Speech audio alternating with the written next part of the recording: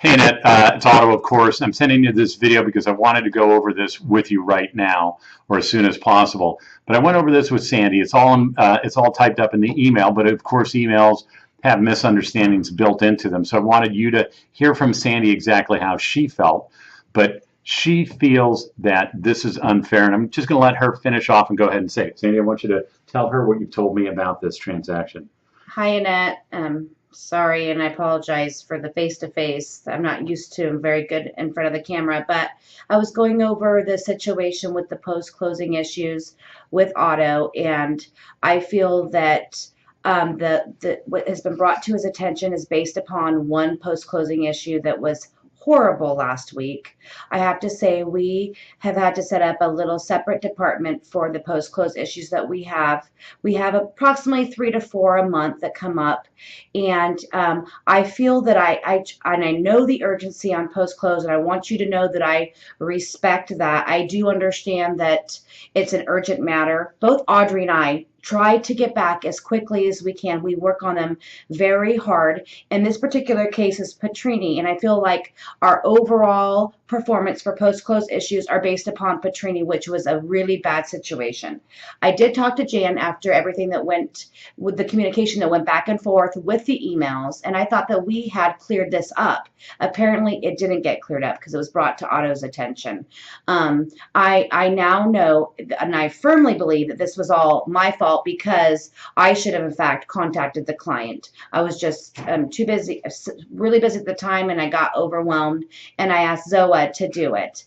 But what had gone on back and forth was, and it wasn't the quantity of the conditions that were still outstanding, in which we had the whole time, and there were some actually in the e-folder from the Petrini's file that we did a lot of work on, Audrey and I, gathering those items for Jan. It was more so the way it was given to the client in the email format with abbreviations and things of that nature that the client did not understand. Prior to that email going out, I had a conversation with Zoe, and I asked her to please contact the borrower and go over it with him. Well, when I asked her, did you talk to the borrower? She said, well, no, I left a voice message. I said, well, and she's like, I said, well, did you try calling the borrower's cell phone? Well, no, I left a voice message at the home phone. So she left one voice message to the home phone. Then she sent out that big email list to the client with abbreviations such as VODs, paper trailing, HOA. My client doesn't have any understanding of that. That's what triggered the client getting angry, calling in, and then Lauren got it from the client, who was very angry. But my overall performance with post-closing, I would like you to take a look at it, because I'm pretty certain that matter of fact, I had one last month that my client was in the hospital and we're trying to get a form signed for him. So I feel, I'm firm that Jan could back it up, that I try to get on those post-close conditions because I know how urgent they are. So I don't think that our overall performance on post-close conditions can be, based upon this one Petrini deal that went bad. And I think in all actuality, it was both sides at fault with this deal. A lot of communications back and forth with email instead of picking up the phone, especially with the client, with the branch. So I think there's accountability to be held with both sides. So I just want to let you know that I'm totally on the same team as you with the urgency on post-close. I get it. And I want to let you know that we are going to make an effort for 48 hours. I'll make that a solid 48 hours for you. But I just feel that it was taken about wrong with this whole situation. Merry Christmas. So, Annette, the problem is we sit back here and look at it, how we're handling post-close situations. And we have 3 to 4 of them, 3 to 4 loans every month that have post-close conditions. And Sandy and Audrey do, as far as I can tell, an admirable job of getting that done and taking care of those things. And yet they get raked over the coals on one deal, Petrini.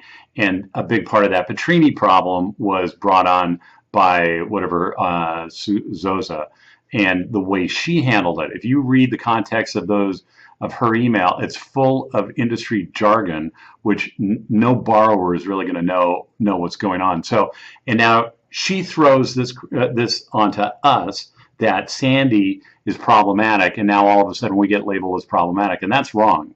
That's just flat out wrong, because these girls both work their butts off to make sure when we have post-close conditions, they take care of the post-close conditions and get them done. We understand. They understand. Sandy explained to me, no, we have to take care of post-close conditions right away, because they're not going to underwrite our files. And trust us. And trust us. And this whole thing is about trust, right? Correct. It's about you guys trusting us here in what we're doing, the quality of the work that we're doing, and our response to things. And we have to depend on you guys and trust you guys to do the same thing. So I think things are actually a little turned around. I think the problem is Zoa sent out an email communication with a client and had no understanding of what she was sending to whom, and rather just assumed that everybody speaks VOD jargon, which nobody speaks VOD jargon outside of our industry. So I need you to kind of come back and take a look at this again and talk. And I'd like to conference again with Sandy and I and you, because this is a big important issue for her and her professionalism. Sandy, I'm talking about, and she's hurt by the allegations that she does not take care of post-closing conditions. So I really think it's important to go over this, and I thought the video email is going to be a better way for us to communicate it, so that there's no lack of communication within the context of a written email. Anyway, I'll talk to you. Have a great Merry Christmas, and we'll talk later. Thanks.